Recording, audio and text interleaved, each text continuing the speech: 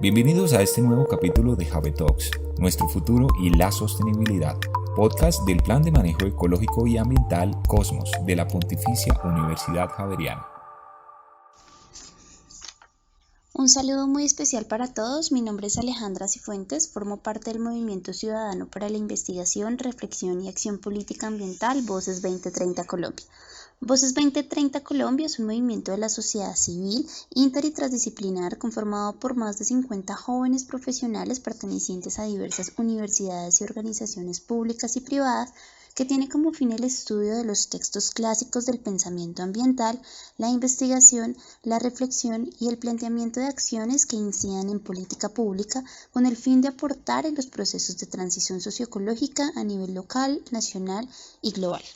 En esta oportunidad, me gustaría compartir una reflexión sobre un tema que he venido trabajando desde hace más de un año y que considero muy pertinente para comprender la situación que actualmente vive el mundo con la pandemia por el COVID-19. Para comprender las ideas y reflexiones que compartiré a continuación, me gustaría que primero consideráramos la pandemia como un conflicto ambiental derivado de las formas de vida de un segmento específico de la población, pero que está afectando a la humanidad en su totalidad. Ahora bien, teniendo clara esta idea, quisiera relacionar la situación del COVID-19 con la investigación que les comento, en la que he tenido la fortuna de trabajar con uno de los ambientalistas más importantes del país por su aporte a la investigación, a la defensa del ambiente y los aportes a la academia para el estudio interdisciplinar de lo ambiental, el profesor Ernesto Gul. En este orden de ideas, entendemos el antropoceno desde dos vertientes, una cultural y otra como concepto geológico. Como concepto geológico, tenemos que partir de la idea de que el antropoceno corresponde a un periodo de tiempo en la historia geológica del planeta en el cual la huella de los seres humanos ha creado una nueva época, una nueva era que viene a reemplazar el Holoceno. El Holoceno es la época que ha perdurado desde la última glaciación, es decir, hacia más o menos unos 11.700 a unos 12.000 años, y que se caracterizó por ofrecer unas condiciones climáticas y ambientales favorables para la vida y el progreso humano. Cuando la actividad humana, más o menos más intensa desde 1950, con la gran aceleración, genera unos cambios climáticos y ambientales tan profundos que se puede reconocer inclusive los expertos geólogos que estudian todos los cambios a través de la historia de la Tierra en la columna estratigráfica en donde se ven los diferentes niveles. Allí es en donde muchos geólogos argumentan que los cambios producto de la actividad humana han dejado una huella en esa columna estratigráfica y por eso podemos hablar de una nueva era geológica. Sin embargo, entender este concepto desde el ámbito geológico requiere que se lleven a cabo múltiples investigaciones que en realidad tienen un proceso bastante riguroso para que se declare como tal una nueva era geológica. Así que muchos autores han denominado el antropoceno como un concepto cultural. Desde esta perspectiva, otros autores, en los que se destacan el español Manuel Arias Maldonado, argumentan que en realidad hablar de antropoceno deberíamos hablar es del capitalismo fósil, porque las actividades derivadas de la quema de combustibles fósiles son las que en mayor medida han relacionado o han determinado que las condiciones atmosféricas cambien a tal punto que hayamos superado los límites planetarios que ya nos habían digamos, advertido los estudiosos del MIT en el informe de los límites del crecimiento. Otros autores critican el antropoceno por, ser un concepto quizás un poco peyorativo al referirse a que toda la humanidad en su conjunto es la responsable del cambio ambiental global que actualmente estamos viviendo y que se manifiesta en diferentes límites. Uno de ellos, la pérdida de especies y el cambio climático como los dos principales, pero también podemos ver la contaminación de los océanos, la acidificación de los océanos, el agujero en la capa de ozono, los cambios en los ciclos biogeoquímicos del nitrógeno y el fósforo que están alterando la calidad del agua de ríos y de lagos en todo el mundo, entre otros que definen en realidad este cambio ambiental global.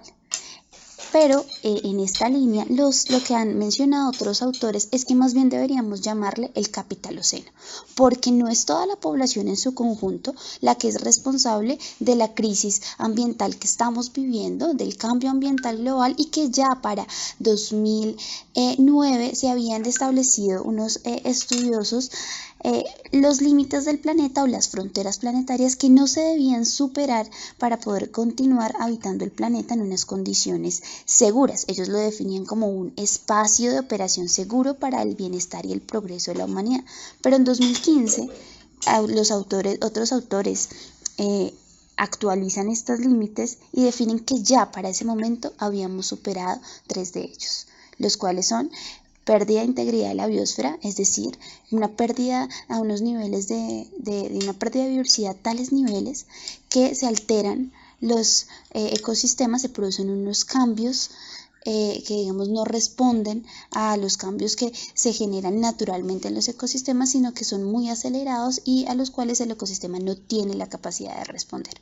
El cambio climático, al superar las concentraciones de gases de efecto invernadero en la atmósfera, lo que genera,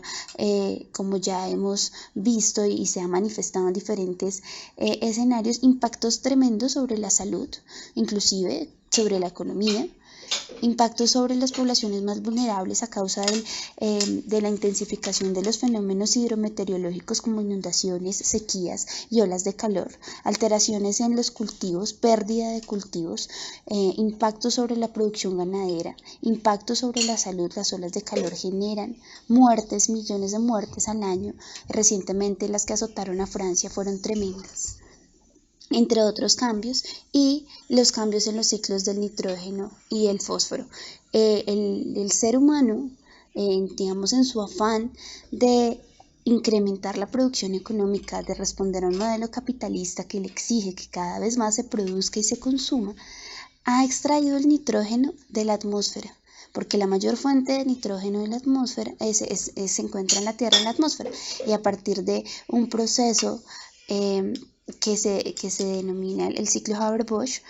se extrajo el nitrógeno de la atmósfera y se utilizó principalmente para la producción de fertilizantes, y el fósforo principalmente para la producción de detergentes. Estos dos elementos han generado que los ríos y los lagos a nivel mundial tengan un nivel de contaminación tremenda. En ese sentido, otros autores afirman es precisamente esto, que no hablamos es del capitaloceno, porque toda la población no es la responsable. Ya con este contexto, no se trata entonces de ver el antropoceno o el capitaloceno o el capitalismo fósil, sino se trata de comprender que la actividad humana en mayor en mayor medida en unos países y en menor medida en otros ha generado que crucemos los límites del planeta y que nos encontremos en una situación en la que cada vez más la humanidad corre un peligro enorme, porque la Tierra puede continuar sin los seres humanos y ya lo hemos visto. Hemos visto que con la pandemia se ha obligado a la sociedad a detenerse, se ha obligado a la producción a parar, al consumo a que se detenga, y que en esta línea pensemos entonces cuál es el comportamiento y reflexionemos cuál es el comportamiento del ser humano frente a la naturaleza. Y vemos entonces que los animales en Australia empiezan a salir, que en Venecia los ríos empiezan a recuperarse. En nuestro país las playas empiezan a recuperarse, la calidad del aire mejora. ¿La Tierra puede sobrevivir sin nosotros? ¿Nosotros podemos sobrevivir sin la Tierra? Claramente no. La sociedad, la humanidad en su conjunto no puede sobrevivir si las condiciones de su entorno no lo permiten. Y entonces, ¿qué relación existe con la pandemia? Aquí quisiera centrar la atención en que las formas de vida de un segmento de la población que tiene una cultura particular, en la que el consumo de fauna silvestre está bien visto en un sentido cultural, y por eso era tan importante entender el antropoceno como un concepto cultural, ha generado que se propague un virus del cual todavía no tenemos respuesta. ¿Cómo proteger a la humanidad? Que ya tengamos miles de muertes a nivel mundial y que en todos los países estén tomando medidas extremas, que se detenga la economía, una de las principales preocupaciones de los gobiernos ante esta crisis, que la gente tenga que confinarse en sus hogares, que tengamos que estudiar desde casa, que no podamos abrazarnos, que no podamos compartir con nuestros familiares. Y aquí entonces es ese vínculo entre la pandemia y las emergencias ecológicas y climáticas que se han generado en el mundo en los diferentes periodos de la historia tienen gran relevancia. Así, por ejemplo, si analizamos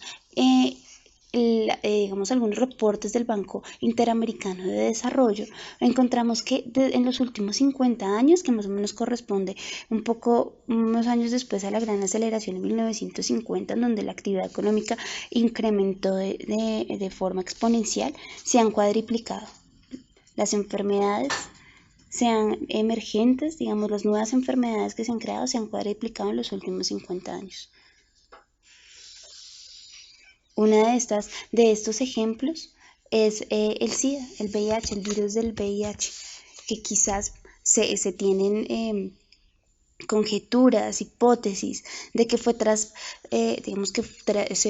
se contagió o se pasó al ser humano en la década más o menos de 1920, cuando los cazadores de carne de animales salvajes en África los mataban para su consumo.